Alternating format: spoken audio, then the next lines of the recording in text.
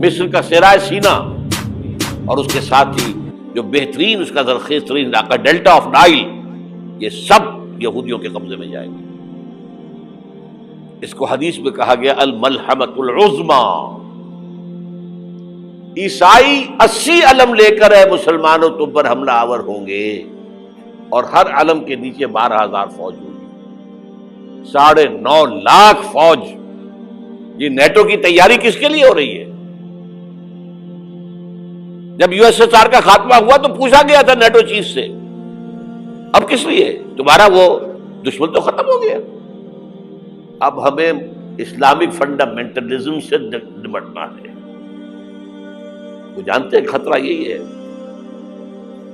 اب اسلام ابھر سکتا ہے، مسلمانوں کے سینوں کے اندر وہ آگ ہے،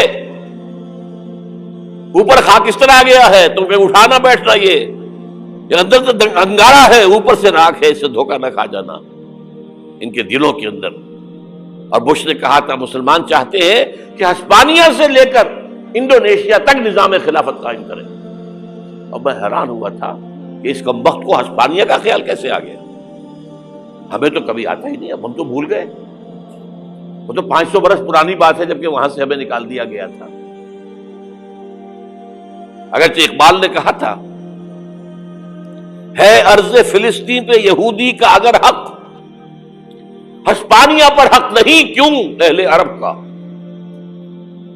ہسپانیہ میں تو 800 سال حکومت کی مسلمانوں نے، اور ابھی 500 برس سے گزرے ہیں نا۔ یہودی تو ارض مقدس سے 2000 سال نکالے گئے، انہیں لا کے آباد کیا گیا، عربوں کے سینے میں خنجر پھونک دیا گیا۔ وہ چھوٹا سا ملک جو چاہتا کرتا، کوئی پوچھنے والا نہیں۔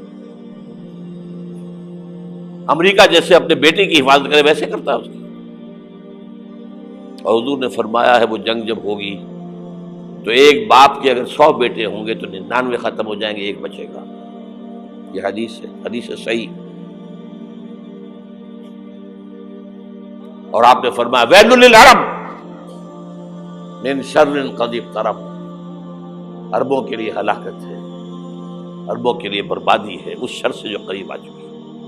اور آج جس طرح انہوں نے ان کی تہذیب کو اختیار کر لیا ہے، دبئی جا کر دیکھیے، بدترین مغربی معاشرہ جو ہے وہ دبئی کے اندر ہم نے قائم کر کے دکھا دیا۔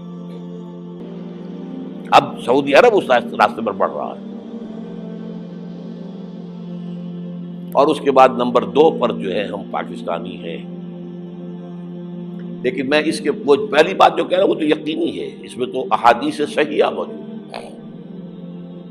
اگرچہ اس کے بعد پانسا پلٹے گا، پھر حضرت مہدی کا ظہور ہوگا، حضرت عیسیٰ کا نزول ہوگا، اور وہ گریٹر اسرائیل گریٹر گریو یارڈ بنے گا یہودیوں کا، ایک ایک یہودی قتل ہوگا اور دفن ہوگا۔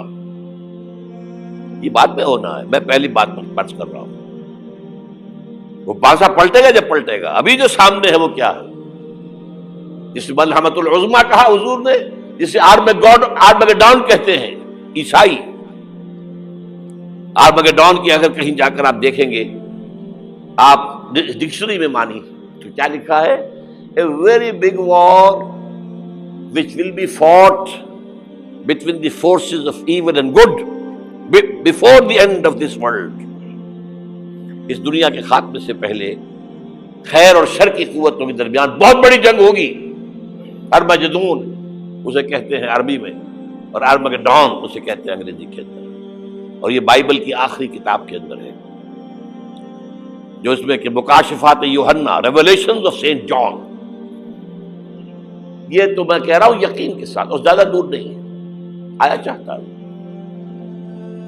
اس لیے کہ یہودیوں کا اور عیسائی جو کنزرویٹوز ہیں، نیو کنزرویٹوز، ان کا 5 نکاتی ایجنڈا ہے متفق علیہ، جس کے تحت کہ یہ جنگ صلیبی شروع کی گئی ہے۔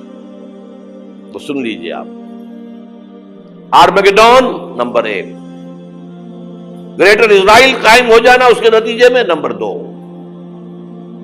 مسجد اقصی اور قبۃ الصغریٰ کو گرانا نمبر 3، وہاں 3rd ٹیمپل، وہ مسجد جو حضرت سلیمان نے بنائی تھی،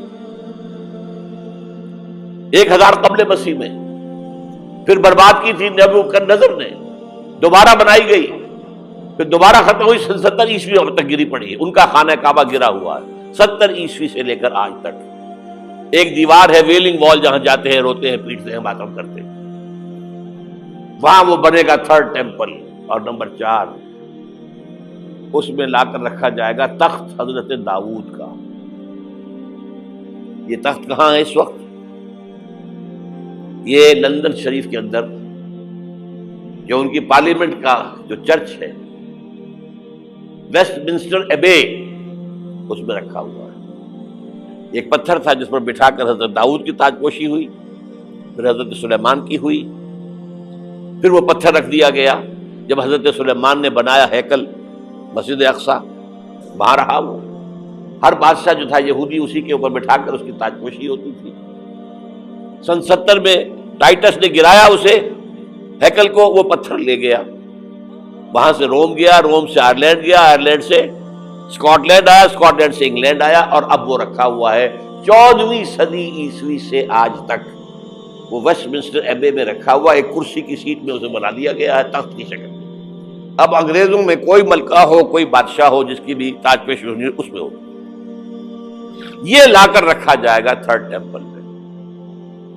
اور اس پر یہودیوں کے خیال کے مطابق ان کا مسیحا آئے گا جو مسیح دجال ہوگا۔